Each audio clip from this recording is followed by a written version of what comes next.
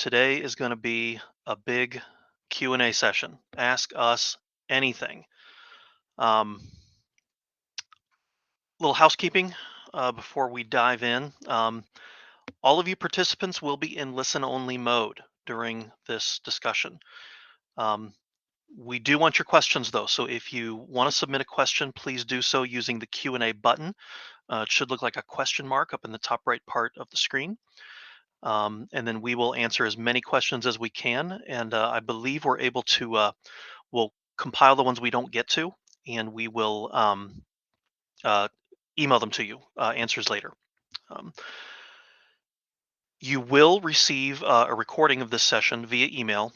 Even if you registered and, so if you are waiting on a colleague to come and they couldn't make it, they will be getting a recording of this session. So no worries about that. So some introductions. I'm Dave Elfers. I've been with Stack since for just about almost 7 years now. It's been quite a ride. I started as a trainer, moved to the product team, managing our items and assemblies, and now I'm back on the training team. Um, I did play a bit of a role in helping develop some of our AI content in the last couple years. So I know several of you have questions about that. I look forward to talking about some of that kind of stuff. Then we have Miguel. He is God. Miguel, how long have you been with Stack? Doesn't say it on here. A little bit over 3 years. 3 years. Okay. So Miguel also serves on the training team, but he is going to be a bit of an advantage here. I only know our takeoff and estimating software. Sure, that's the most of our the bulk of our customer base, but Miguel is skilled in both takeoff and estimating and our build and operate tools. So we will take questions on either or both of those tools. So we're totally prepared to help you out with whatever you might want to throw at us. But Miguel's been a great addition to the team. Lots of IT experience. Very good with our customers. Everybody loves him. We love him too. So without further ado, let's start diving into some questions. And I'm going to switch over to Stack here because I'm sure some of the questions will come up here. There were a couple that were pre-submitted that I'd like to go over first. Several of you have been adding questions already. That's great. Keep them up. Several of the questions involved our estimate tool, and they were kind of vague and kind of broad. We're not going to be addressing some of those questions, the ones that are a little more vague or broad, because we want to deal with specific issues here. It's just that we'll get down a rabbit hole. We'll spend the entire time talking about who knows what. So what I'd recommend you do is if you don't get some of your questions answered here, or if you want a deeper dive into certain parts of the software, come up here to the question mark icon on your Stack screen, Online Help Center. And up here, there's a link to schedule training. Okay, and we have several options available. The options on the left are going to be full 45-minute sessions. These top three on the right are going to be 30-minute sessions, a little easier to slip in into our busy calendars using those. But yeah, pick the one that best matches the kind of questions that you have. And if not, if you're not sure what to pick, just pick something. We'll help you with whatever you need. No problem. But yeah, so I'd encourage you all to do that. Meet with us, trainers, if you have more questions, and we'll do our best to get your questions answered. One question that came up several times is about items. Okay, you might have a spreadsheet or some sort of list of items that you want to be adding into Stack. And let me show you real quick how you can do that. Okay, when you're on the Stack screen, you want to go up to Libraries up here at the top of the screen in the black toolbar. This is where you manage all of your items and assemblies, both yours and ours, because you can go to Stack items. You could add cost to those. But if you want to be managing your own content, you want to come here to Company Library. And I have a lot of stuff here. I've been at this for a while. But at first, yours is going to be blank. There's not even going to be a folder here. But you can click this icon to start a folder if you want to and start building them by hand. Or if you've got a big fat list that you want to import, like somebody even mentioned, he said, I've got 10,000 parts and materials. Great, we'll take it. Okay. If you click here on this gear symbol, you can edit many different things about the library itself. But way off here on the right, there's a menu, and you can go to download the item template. And I'll go ahead and I'll do that real quick, and you see what it looks like.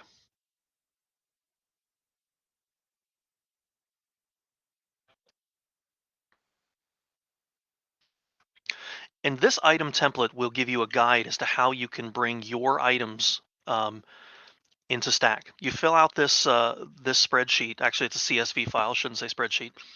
Um, the top row are going to be your column headings. Do not touch those. Leave them just as they are. Um, and the second line tells you what type of data goes in each column. Row number 8 here is a sample item. It's a roofing example in this case, but it gives you maybe a better idea of what each of these columns is asking for. And then rows 10 and below are some notes giving you some more details about what certain columns require, character limits and things like that. So go through that, and then when you're ready to actually submit it, get rid of all these columns, or I'm sorry, all these rows except for the first one, and start putting your items into this format. And if you need help, reach out to your account manager. Um, if your account manager can't help you, they'll get you, schedule you with a trainer. We can help you with some of the more complicated issues. And yeah, so then when you're done, submit it to your account manager. We'll run it through the process, and then you'll have a big fat list of items where you can start building your assemblies. So, excellent questions. Next, there was. See if I can find it. Somebody asked, what is the best way to keep your quantities separate for different buildings on a project? For example, apartments. That is an excellent question. Let me come back to Stack here and back into my project. So whenever you want to group, there's two ways to group your data in Stack, two main ways. There's takeoff tags, and then there's item groups. They're cousins in that you set them up the same, but they're applied in two different places. Okay. Takeoff tags are for the takeoffs themselves. Okay, so since we're here on the subject, let me show you real quick what that means. So I'm on the takeoff settings screen of my takeoff, and down here at the bottom there's a tag section, and you can set up a tag that basically categorizes your takeoffs, but it's the takeoff as a whole. So maybe you do takeoffs for multiple trades. Okay, maybe you do roofing and you do interior walls and you do, I don't know, you do concrete, for example, and you want to separate the three. You can use takeoff tags to do that. And here's an example how it might work. You hit the plus sign, you give it a name, and this first field, the tag name, this is the grouping. This is going to be a broad category. Okay. It answers the question, I want to group my takeoffs by what? I want to group them by scope. I want to group them by trade. And that's what you want to put in this field. This is a big misunderstanding with a lot of people that try to use these. We understand we're working to make it better, to make it more intuitive. It's not very intuitive right now. I apologize. So if you made the mistake that believe me, 99 people out of 100 make the same mistake when they're trying to do these. So here's the proper way to do it. Um, so give your tag a name, and then under tag values, you get specific.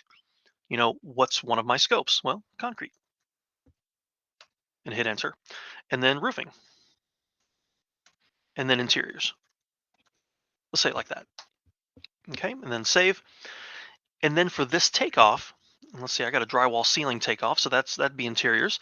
You can come out down here to this tag drop down, and you can apply that tag to this takeoff. Now, all measurements I do under this takeoff will have this tag applied. Okay, that's takeoff tags. But now, what about label groups? Label groups are different. They're cousins.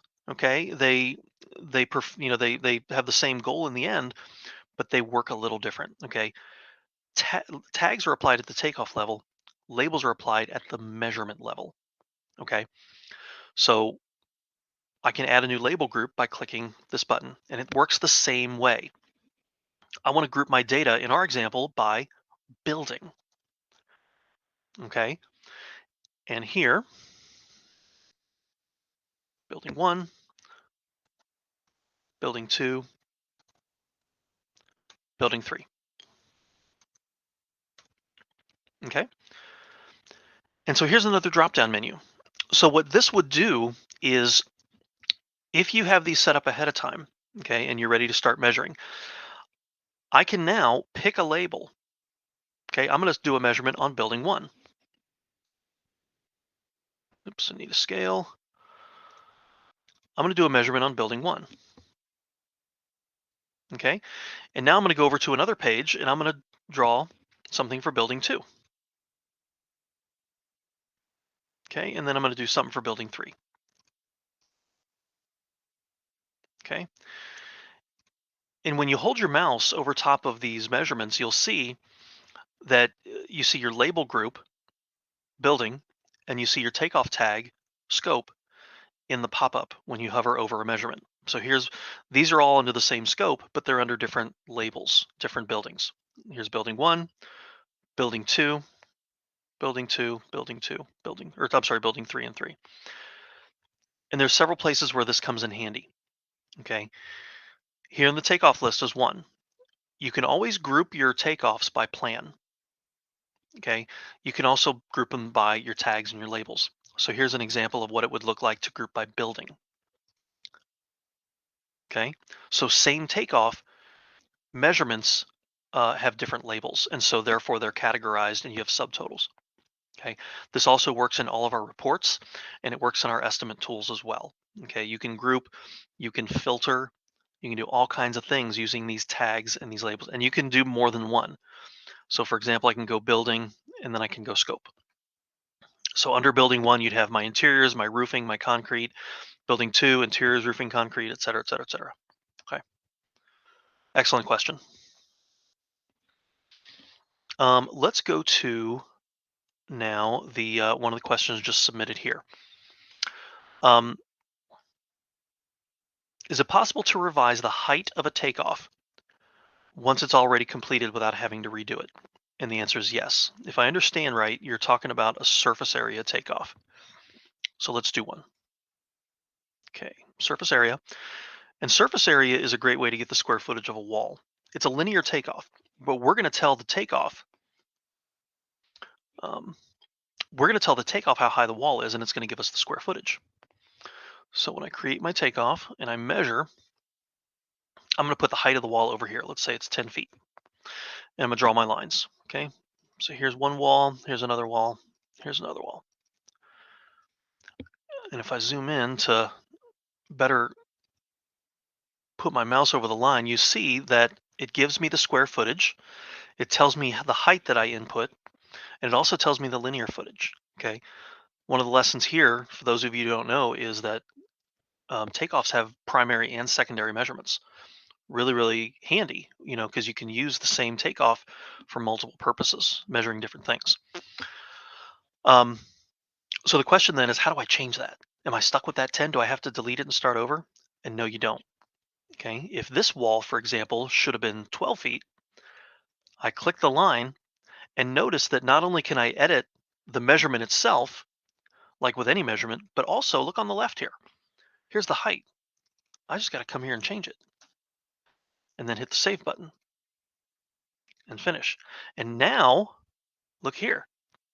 That line represents a 12-foot wall, where the first two still represent 10-foot walls. Okay, so hopefully that answers your question. And really, this works with any takeoff type that requires some inputs. So linear with drop, pitched area, pitch linear, surface area, volume 2D, volume 3D, all of them. This can apply. You can change the inputs after you've already measured. Totally fine. Okay.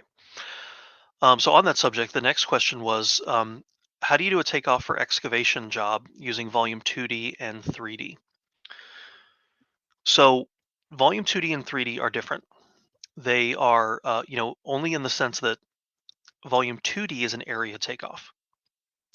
Volume 3D is a linear takeoff. Okay. So if you're doing excavation or concrete, that's usually where you're going to be using those takeoff types. 2D is going to be for flat work. Okay. I mean, I'm going to install a building slab, or I'm going to do paving or asphalt or something like that. Volume 2D is the one you're gonna use. You're gonna draw a perimeter around around the area in question, and then you're gonna specify the depth in the takeoff. So let me demonstrate. Oops. And we'll hide these.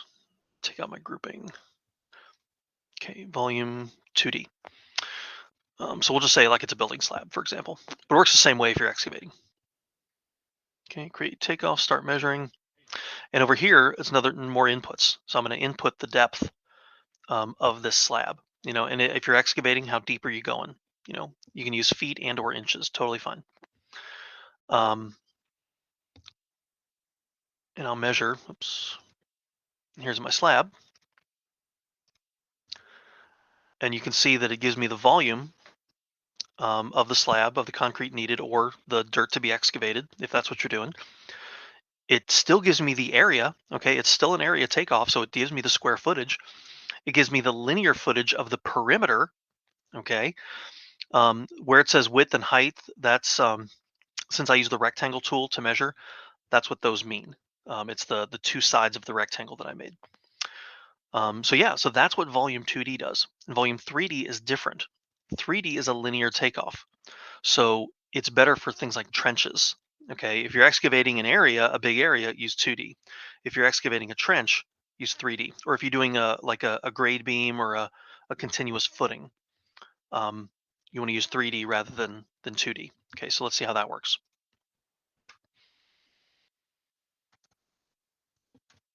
Okay, trench. Start measuring, and here you put in the dimensions of the trench. Let's say 3 feet wide and 2 feet deep. Okay, and again, feet or inches, totally fine. Just common mistake here. This is funny. If you're doing a 5-inch slab, somebody come here and they go they 5 feet slab. That's more like a bomb shelter. Don't do that. Feet and inches. Okay, so here I'm just going to draw lines.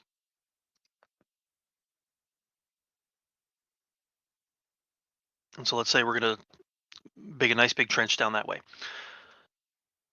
So primary measurement for both of these is volume.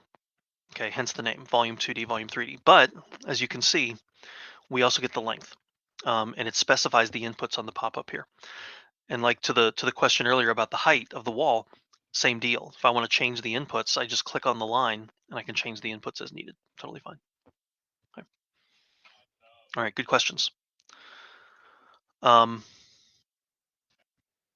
Next question: can we take a photo of plans and upload into Stack and do a takeoff once we've calibrated to a known measurement on the plan photo? And the answer is yes. Um, and to expand that, you can do images from Google Earth, or other sources like Eagle View. You can take those images as long as you can scale it. You can bring it into Stack. Now the file type is an issue because we only accept certain file types. We'll take PDFs, yes, like a standard set of plans. We'll take JPEGs, and most of the time, pictures like that are going to be in JPEG format, and we'll take those. We'll take TIFF format as well. Not sure of other formats that we take, but certainly those three. So yeah, for a picture, like maybe it's an aerial image of the building. Maybe you've got a drone and you go up there and you take a picture of the building. Totally fine. Just make sure it's in a JPEG file. You can load it in a Stack, scale it, and do your takeoffs. Yep, absolutely. Um, okay, moving on down. Had another question about item import. Someone asks, instead of setting scales on each page, is there an auto scale function? And the answer is no. No. Um, could we make something like that? Yeah, I don't think we ever will though.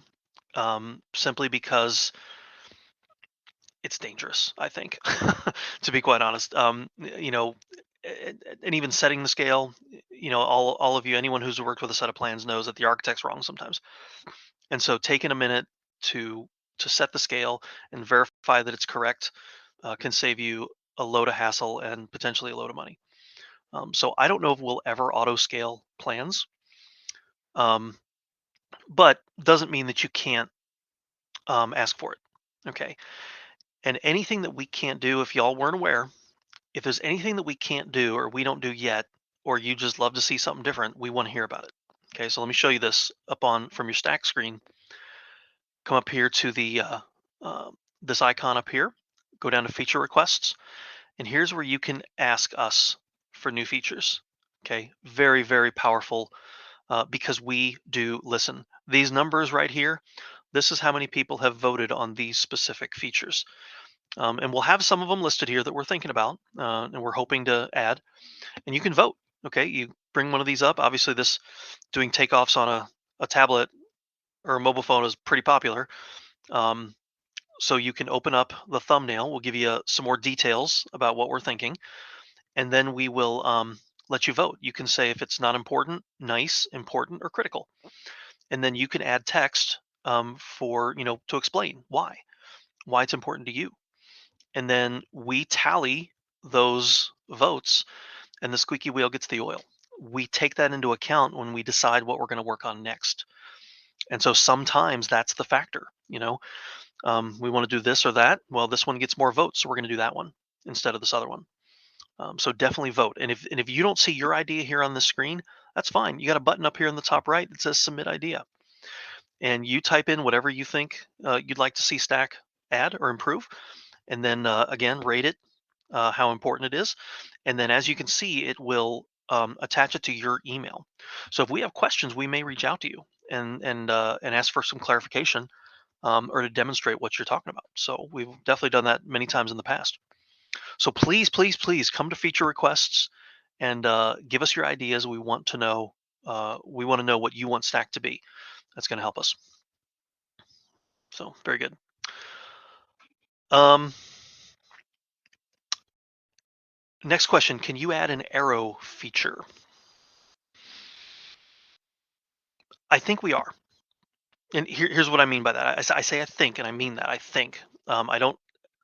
The only inside scoop I have right now is that this annotation section of the plans or of Stack right here, this is going to get some love coming up in the next.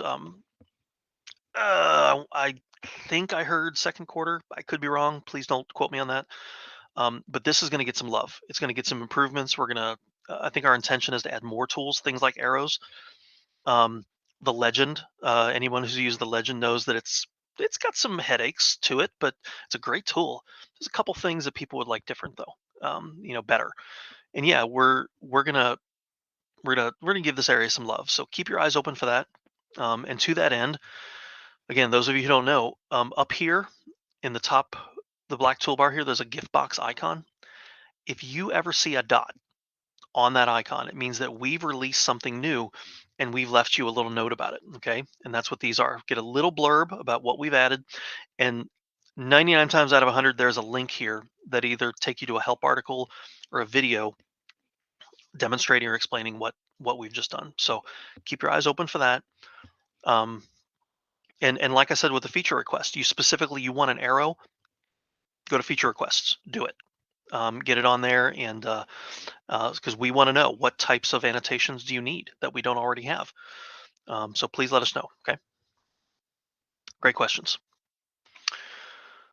Can two pages be viewed at the same time side by side?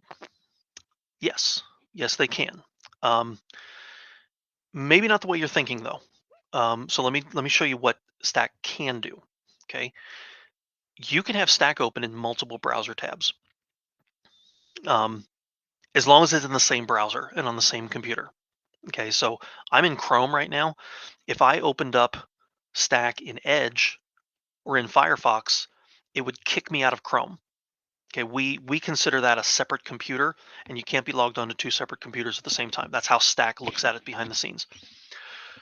But within Chrome, I can have as many tabs open as I want. Okay, and you could just open up a new tab and go to the site, or if you click this icon right here, open Stack in a new browser, it does. So here now we got Stack open in two browsers. and you can manipulate the browsers to put them, the tabs to put them side by side. You can have it on two separate monitors. Doesn't even have to be the same project. It can be, two different projects. You can be in your item and assembly library, and then a project on the other one. You can do all kinds of things. But yeah, you can absolutely see Stack um, in multiple browser tabs that way. And one thing that I know is we're talking about. I don't know when it's going to be released or where it sits on the um, on the roadmap. But when you do this, any changes that you make are not reflected real time. Okay. So for example, if I'm looking at a report and I went to an item and I changed the cost and I come back to my report still shows whatever it was before. Um, you'd have to refresh the page to capture to recognize the change in the cost. Okay, similar. If you're looking at two different, I'm on one plan page, and I've got another page open on the other browser, on my other monitor, and I do a takeoff on one of them, but this list doesn't change. Well, that's something that we have in mind to add in the future, where you'll see real-time updates, even though you're on two separate browser tabs. And I we have a name for it. I forget what it is, uh, but yeah, and again, I do not know where it is on the roadmap. I just know that we really want to add that sometime soon. Um, so yeah, but in general, you can look at two different pages at the same time.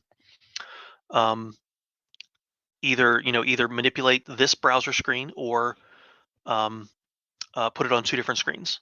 Okay. Another thing you can do though that some of you may not be aware of is we do have an overlay function. Okay, overlay is a very powerful tool, but instead of having them side by side, you have them on top of each other. Okay, and they're color coded, so what the the older page is, or the original page, I should say, not necessarily older. But the one page, the lower layer is one color, and the one you lay on top of it is a different color, and you can compare the two. And it's blue and red, which is handy because if they're the same, it's purple. And if I had a better plan set, I'd demonstrate it for you, but I don't really have a set that's geared for that. Um, but it's pretty slick. So it kind of depends on what you intend to do. If you want to see it in overlay function, try that. It's really really fun and really powerful. Otherwise, yeah, try the side by side and see if that meets your needs. So great questions. Okay, okay, that's a little vague. We went into that. Better be more precise. Yeah. So some other questions about um, annotations. We're gonna get some love. Don't worry. Gear symbol. Um, yes. Someone asks.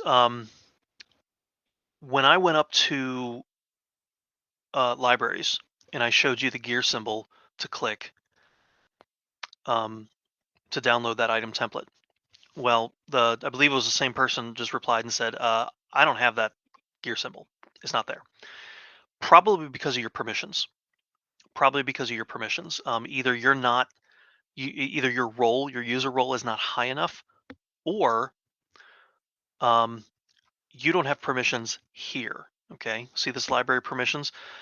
Um, Whoever created the library or whoever the account owner is may have to come in here and add your name to this list.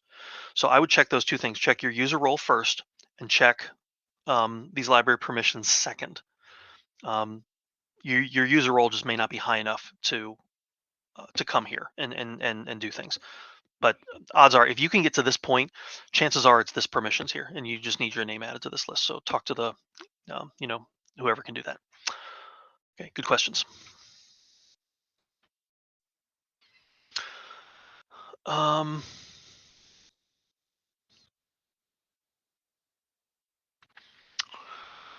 okay, question about CMU and corners. Okay, good question. Here's what the question says. It says there's no way to do corners in CMU. How can we get the correct rebar and linear footage for corners in CMU walls, like building an elevator? Well, we may already have what you need. The way I would handle it is using a count takeoff. Oops, let's go here. So you would count your corners, and you would need an assembly that can handle that's based on a count takeoff. Okay, and like I said, I think we already have one, but maybe not.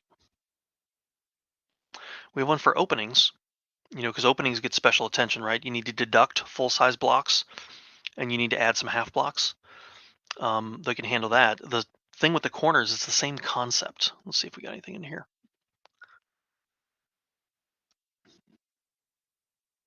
Yeah, openings, but we don't have anything specifically for corners. So what I would recommend is, um, um, if you're not sure how to do it yourself, you would need a new assembly, is what it is. An assembly, it's going to be based on a count takeoff, and it's going to handle all those different details.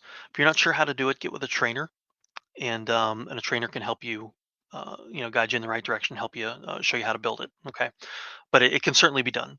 It can certainly be done. Um, Good question. Very good question. Can the stack screen be made to look larger?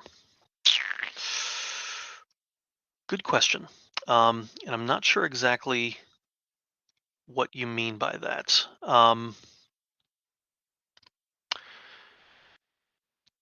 Couple things you can do. Okay, this may not be exactly what you're looking for, but one thing you can do is oftentimes you can minimize this left panel. Okay, that makes your plan page a little bit larger. You really can't change though the top toolbars here, and you can't get rid of this toolbar on the right. Um, I mean, I suppose you could try to go into full screen mode. Um, let's try. Where is that? Where is full screen mode? It's got to be in here somewhere. Oh, here it is. Yeah, that helps a little bit. To get rid of your browser tabs at the top. Um, yeah, unless you had something else in mind, I think those are the only tools that you have available to you. You can minimize the left panel, and then you can enter full screen mode, um, to make stack bigger. So that's what I'd recommend. F11 would be the short key to do that. F11. Okay. Okay. Thank you. Okay. And now I can't get out of full screen mode. That's inconvenient. There we F11. go. There it is. Well, no, on my laptop I can't. I'd have to use a. Oh, okay, I guess I can do it with a function key, but thanks, thanks, Miguel. IT, Mr. IT, there. He knows his stuff. Um. Okay. Next question. Can I go over the circle function? Okay. I'll bust your bubble here. We don't have a circle function. We kind of do, but it's an arc function. It's a little different. We do have a plan to make a proper um, um, a proper what is it? A proper circle tool. Okay. Right now it's just it's an arc tool, so you can still draw a circle. Just gotta takes an extra step. Okay, so let me demonstrate. And I think I might even have an arc on these plans. I do. Look at that. Look at that. I'll use this as my arc. So first off, if you in reality just need an arc, not a full circle, but just an arc, um, here's how it works. Okay, I'll do a linear takeoff, and this works for area takeoffs too, or both linear and area type takeoffs. We'll just call it arc, and we'll start measuring. And it doesn't have you don't have to treat the arc all on its own. You can start with a straight line, and then break into arc mode. Okay, that's fine. So I'll demonstrate how that works. So if I start over here, this is a straight line. Okay, and then when I get to the arc, I just click once at one end of the arc. Then I enter arc mode. And you can either do that with A on your keyboard or this button right here. Okay, your line turns blue. You then click somewhere near the middle of the arc. Doesn't have to be perfect, it can be over here, it can be over this way, but somewhere near the middle, okay? And then your line changes back to the green, and then you shape the arc any way you want. And as you can see, if you can almost get a full circle, but it's not quite a full circle. And as soon as you hit that line, it gets a little funky. So, I mean, if you can make it work, great. But it's not a proper circle tool. We don't promise it's going to work terrific. If you can do it, more power to you. Okay. But if you're just doing a proper arc, it goes like this. So again, click once at the first end of the arc, click once at this end, click once in the middle, shape it to where you want it to be, click once at the other end. Okay. And my arc is complete and I'm back into straight line mode. Okay. So there you go. Now, a workaround to make a circle, to make a proper circle, would be to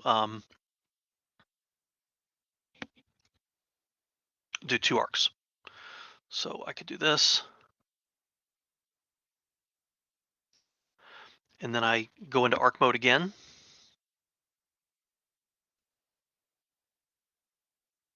And it's not a perfect circle, but you get the idea. You get the idea. Of course, if I had lines I could follow that were circular, it would work out much better. But effectively, it's the exact same thing. Just takes an extra step to do it. So good question. Very good question. Um,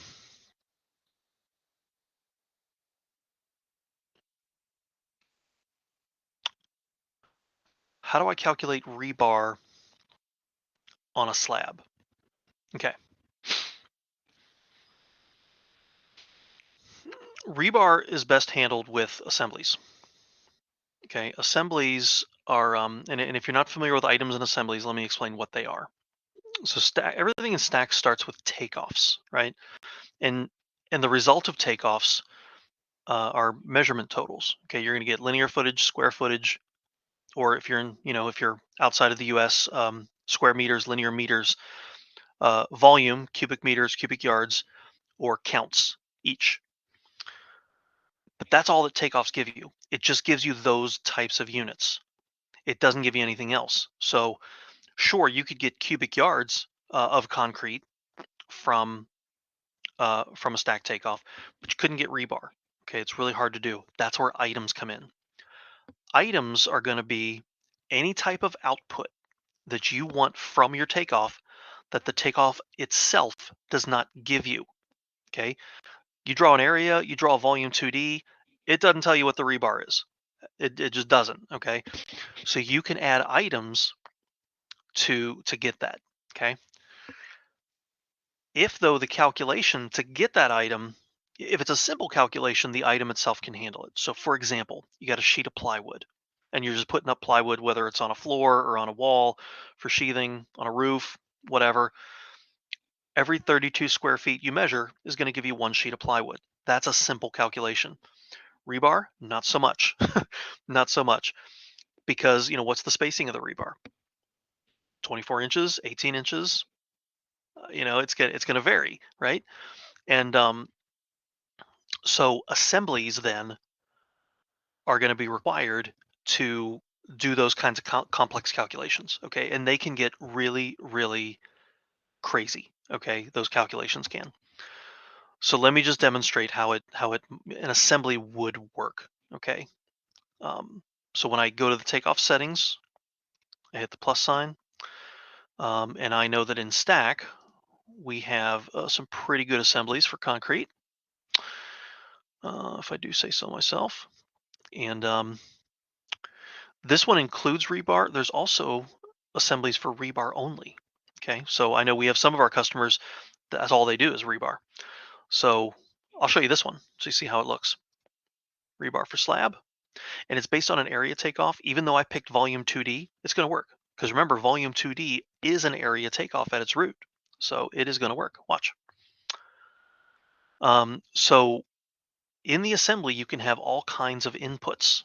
Okay, these are variables, and we are going to put in some numbers that makes sense. Let's see, let's go 34 bar lap count. My rebar spacing, let's say 24 inches. My bar size, this is going to help me with my tie wire. So let's say we got number 5 bars, and I can even add chairs. Let's say every 4 feet, so 16 square feet. And then I pick my items. These are called item groups, literally groups of items. Okay. And so I want number 5 bar. This one gives me a choice of linear foot output or pounds. And some of them have tons. Okay. Um, so I'll take linear feet for my example. And we'll take some rebar chairs too. We'll skip labor. And at reports and in estimates, um, you can see the results.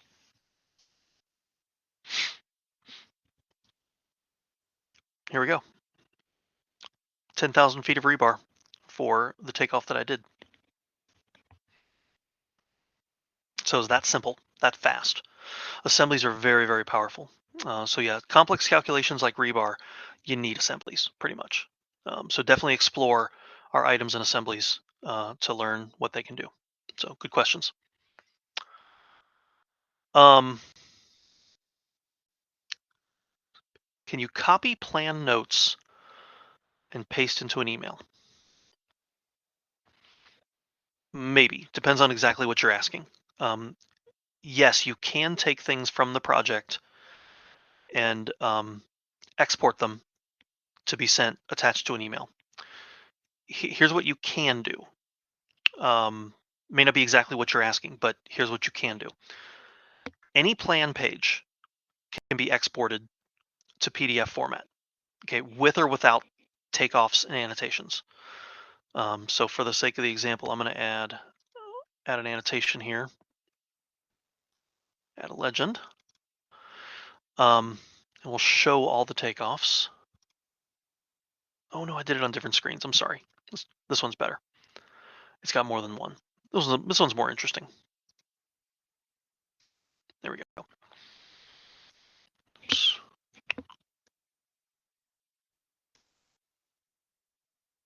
Okay.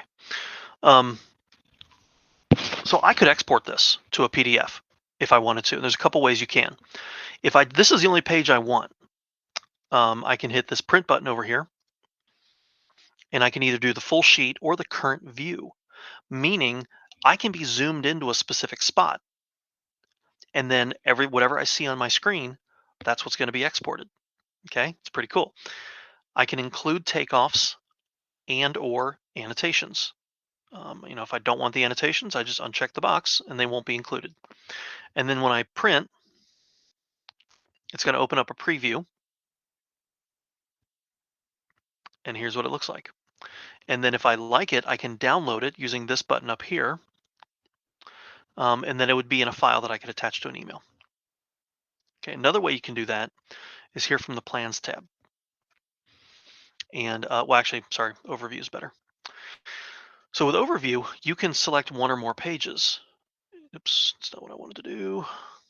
So you check the little box, and let's say I want to grab a whole range of pages.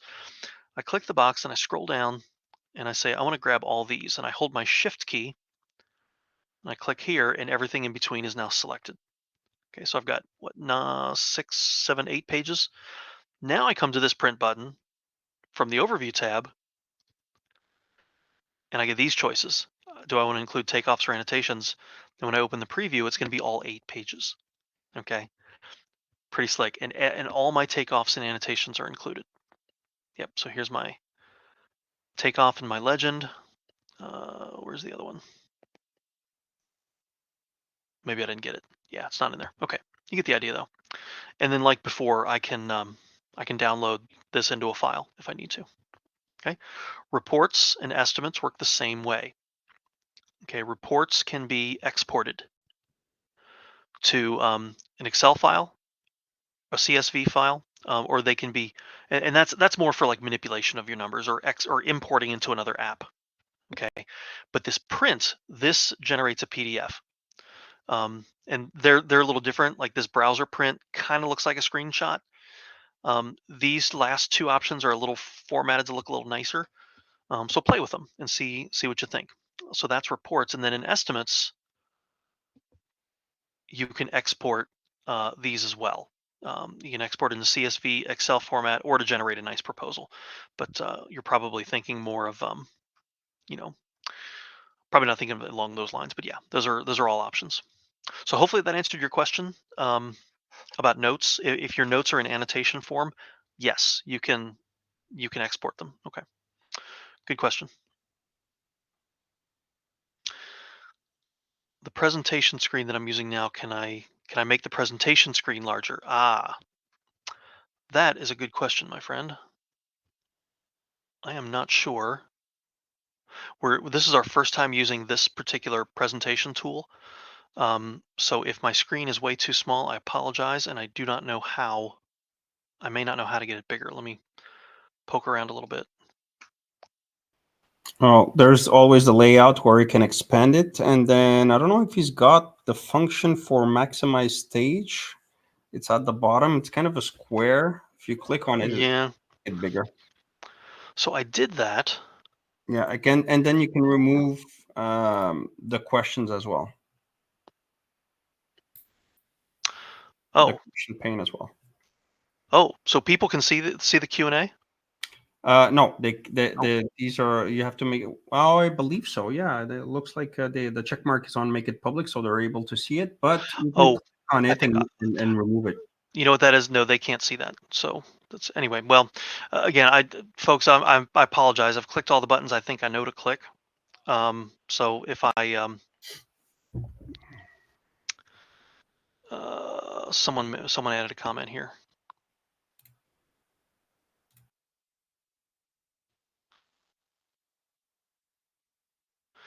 Okay, one of our monitors said that you should be able to hover over the screen on your computer, and there should be an option to view it full screen. Um, so hopefully that helps. Um, yeah, I apologize if that. I bet you if I were looking over your shoulder, I might be able to help you better. So I apologize. Um, okay.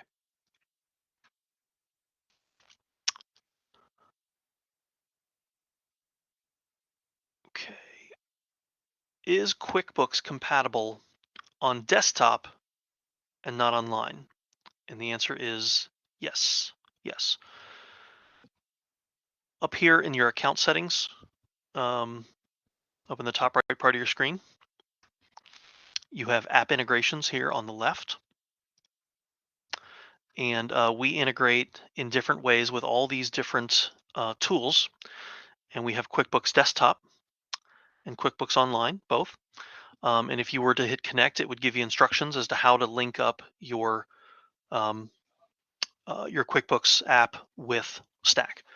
And I personally have never gone through it. I've seen someone start it, and it involves downloading a file and some other things. But just follow the instructions, and it should work. And definitely get with your account manager or get with one of us trainers if you need some help. Your account manager should be able to help you, or our support team. Our support team is terrific as well. Um, yeah, so definitely QuickBooks Desktop and QuickBooks Online. Yes, we integrate with both. Good questions. Do you have a way to cut an area in half and still have both halves remain? Yes. Yes, we do. Um, so let me demonstrate how that would work.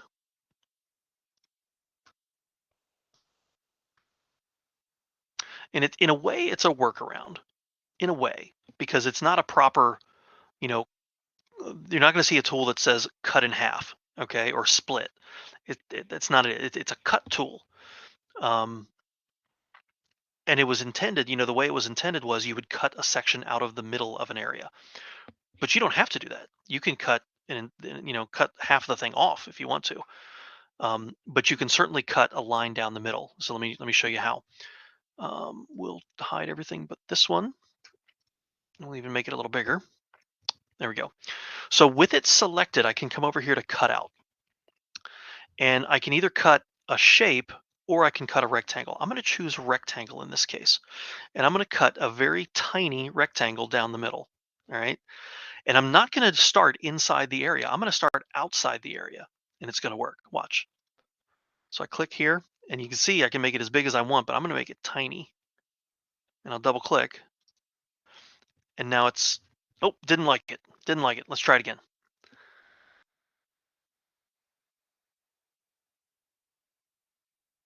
Okay. So I may have had to zoom in to make it super precise, but I mean that's basically what you're asking for, I'm guessing. So yes, it can work. And now I've got two separate areas. So good question. But again, if you'd like to see that improved, like where you can just draw a line down the middle and it splits it nice and perfect, ask for it. Feature request. We definitely want to hear it. Okay. Good question. Um, is some sort of AI going to be introduced for takeoffs? We already have AI. Well, let me explain. Um, because I may not understand exactly what you're asking. So let me tell you what we have, and if that answers your question, great. And if not, maybe you can clarify in a future question, or get with a trainer or your account manager, and we can work you through it. Right now, we have what's called Floor Plan AI, and it is a tool to assist you in doing your takeoffs. And there's a couple different ways you can use it, and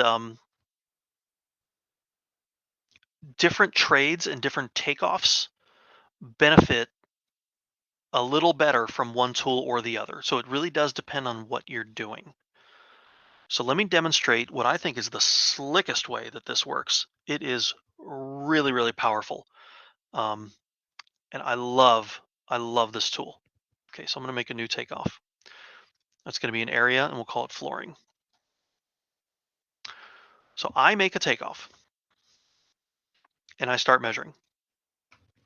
When I come over here, okay, these are my basic takeoff tools, is the polygon mode, or if it's the linear takeoff, the regular linear mode, and then rectangle mode. But look at this. We also have magic sparkles because AI is magic. Not really, but you get the idea. So I'm going to click this button and watch what happens. My screen has some color now. And since I'm doing an area takeoff and I'm doing flooring, all I got to do is say, all right, what type of flooring am I going to be installing and where's it going to go? Because all this AI does is it identified these rooms. Okay. It found these rooms and it simply, you know, identified them for me. All I have to do is say, I want this room, I want this room, I want this room, and I want these over here. Okay. And I can grab more. That's super fast. That's a lot faster than tracing walls with an area takeoff. Crazy fast. And then I can go further and I can, let's say that's one type of flooring. Let's say that's, I don't know, carpet. And then the rest are going to be tiles. I can do a tile takeoff now.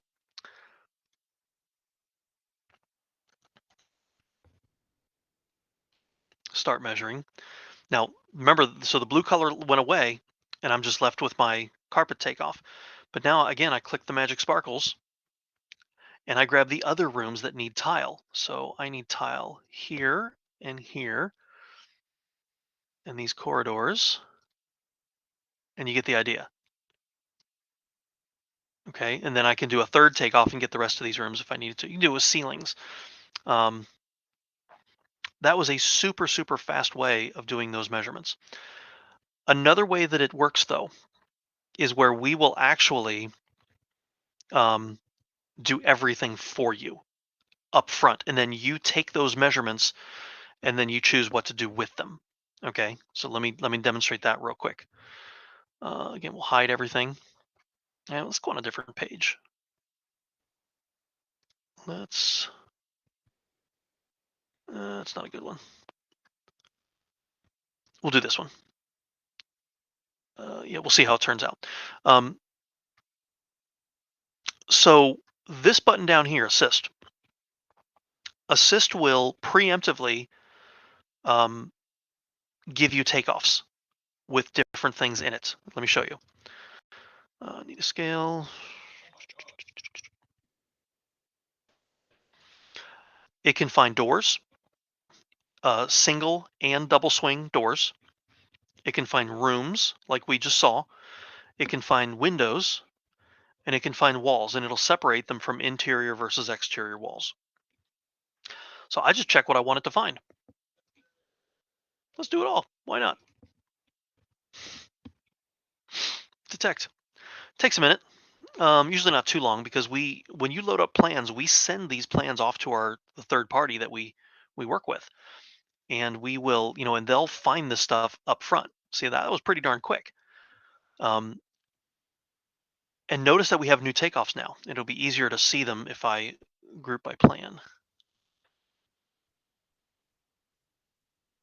Okay, so here, so it takes all those things and it puts them into takeoffs for you. So now you can do things with these. Let's say that, for example, the rooms, I just needed areas for my ACT ceilings, for example. All you got to do is come here, say,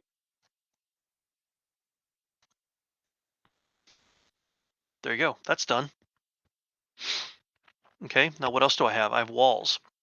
I have exterior walls and I have interior walls. Okay, and you can go and so you can go to line by line and say, okay, these lines are part of wall type A, these other lines are part of wall type B, et cetera, et cetera. Um, and we cut the lines off at every corner. So this is one line, this is another line. Even this tiny one here, it's its own line. So you have total control over where each line goes. And so here you can use a change takeoff kind of scenario. Okay, so for example, I've got to a linear takeoff, wall type A. Okay, and so I've got a wall type A takeoff. Now I can go and see these walls, and I hold my shift key and I select this one and this one, and these are all part of wall type A. Okay, they're selected, and I need to move them to wall type A. Bam, watch this. So now those takeoffs have now been moved. And yeah, they've been moved. That's not a copy. That line was moved to the new takeoff. So it's pretty slick what it can do. And then you just go around to all the rest and either delete them if you don't need them or move them to another takeoff until there's nothing left. Um, like I said, it also finds doors. There are no double swing doors that it found. Okay, so only single swing. And then it found some windows. Let's see where the windows are. Yeah, here we go. So it found some windows. Okay, and again, for the different sizes of windows you might have, you'd want to do change takeoff to move them to um, a proper window takeoff. Okay, so that's how AI works, and that's what we have currently. Now, what's coming in the future? Great question. Um, but I know that we've dabbled in things like, and I did see several AI questions in um, the pre-submitted questions. It's just hard to answer them, because I don't know exactly what's coming next. But one of the things we've been working on is symbol recognition. So it's kind of like our auto count, but it's different. Auto count is simple. You draw a box and we try to find what you drew. Symbol recognition with AI is different. It's more powerful. Where similar to what we're doing now, we will preemptively go through a page and we will, and the model will be trained on what types of symbols to look for. So you can say, like if you're an electrician, for example, go find me some duplex receptacles. And we'll go through a page and we'll find everything that we think is a duplex receptacle or the AI thinks. It's super powerful. But again, I can't say for sure that's what we're doing next, but I know that's something we've played with, we've considered. That's some of the work that I did, for example, towards that end. I just don't know what's coming next. Okay, but keep your eyes open. Um, it's AI is just one more tool to make your takeoff and estimating life easier. We're gonna, we want to give you tools to make it faster, to make it more accurate, and that's just one of the tools we have. Okay, so definitely keep your eyes open. Any new training videos for the new estimate worksheet? Um, videos, I'm not sure, but it would all be in the help center. the online help center. So up here. You can go training videos, they might be there. Otherwise, just search for estimates. There's an estimates section down here. Here we go. Estimating. Um, it would be in one of those places. So if it's out there, you're going to find it here. Um, I know that we need to do some new ones because things, especially with the new estimate worksheet, it's changing quickly. Yeah, it's hard to keep up. So we got to keep making new videos when new features release. But the second half of the question is, if I do both a material and labor estimate and the new estimate worksheet, I can never get the two estimates to have the same selling price. Yeah. The math is done slightly different in both places. I always recommend going to the estimate worksheet because you have much more control over your numbers. Okay. And I can think of one thing in particular that is different the way it works. For example, overhead and additional markup in the material and labor estimate. Um, the additional markup is on top of the overhead. That's not necessarily how it works in the worksheet, though. You'd have to apply the percentages in the right spot to get it to behave that way. I think it can be done, but you got to do it right. So I would recommend getting with a trainer and asking for help on that. But yeah, we know about that, and it might be a challenge just because the new worksheet does so much more than the material and labor estimate, so much more. And so I'm not at all surprised that they didn't quite match up. But again, I do believe that if you do it the right way, you should get the same numbers to come out the other end for sure. Okay. Okay.